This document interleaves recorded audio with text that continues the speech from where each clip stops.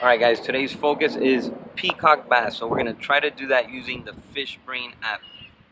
We're going to start hitting up some lakes. We're going to look it up and see what's the best lake to go to according to the data that people insert onto the app. So I'm going to show you what that looks like and we're going to go from there, see what happens.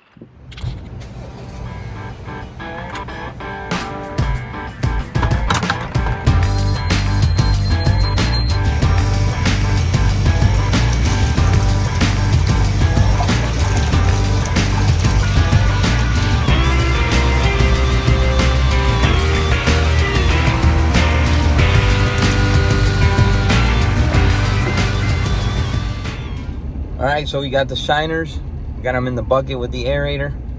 We got all our equipment, rods, hooks, bobbers. According to the app, it's a good spot, so I'm excited to check it out. First time fishing it, so let's see how it goes.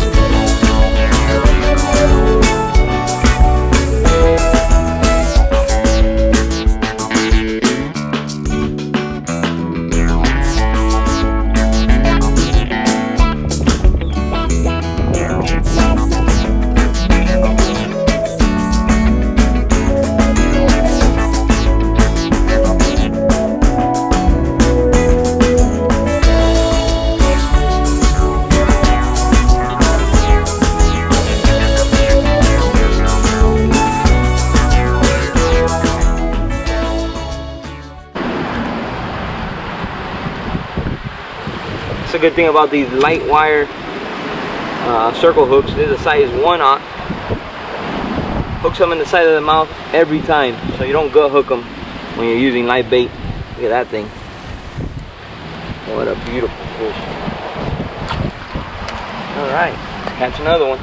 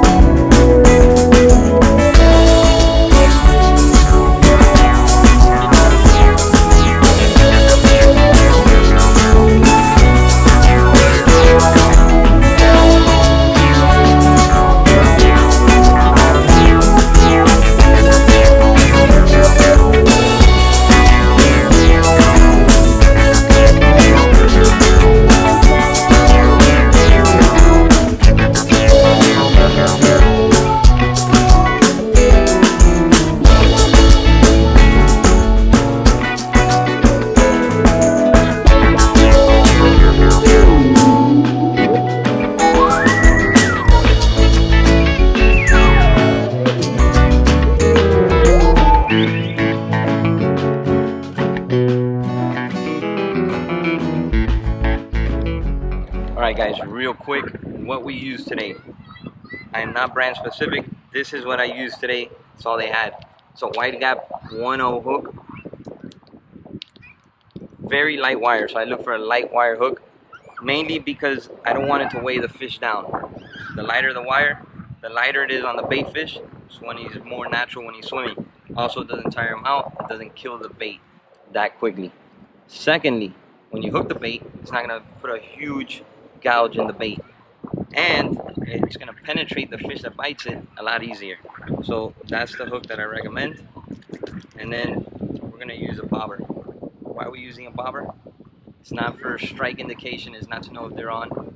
It's to keep the bait in the strike zone. So a little bobber, as you gauge where you're going to fish. If it's very deep water, you're going to slide the bobber 2-3 feet up the line. If it's very shallow water, as some of these lakes are, you're going to slide it down to a foot. You want to keep the bait about a foot off the bottom, and that's going to keep them in the strike zone. If you don't use this, you're going to see yourself constantly reeling in. That's going to kill the bait, or the bait's going to dig into the rocks, into the sand, and even worse, into the weeds, and that's what we don't want, because the fish that are going to go after that bait are not going to go into that to get them.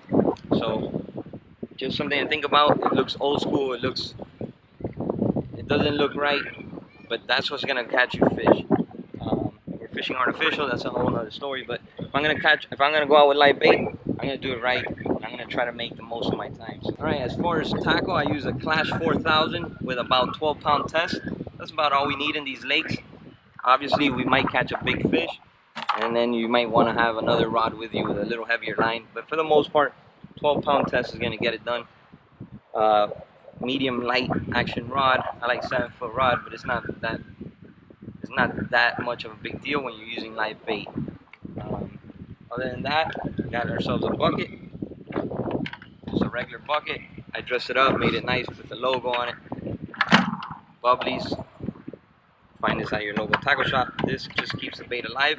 It's about 90 plus degrees today, and the bait did perfectly well in the black bucket, so not bad. All the bait survived, but we did run out of bait, which is not a bad thing, because that means the fish were biting. So that's about it, guys.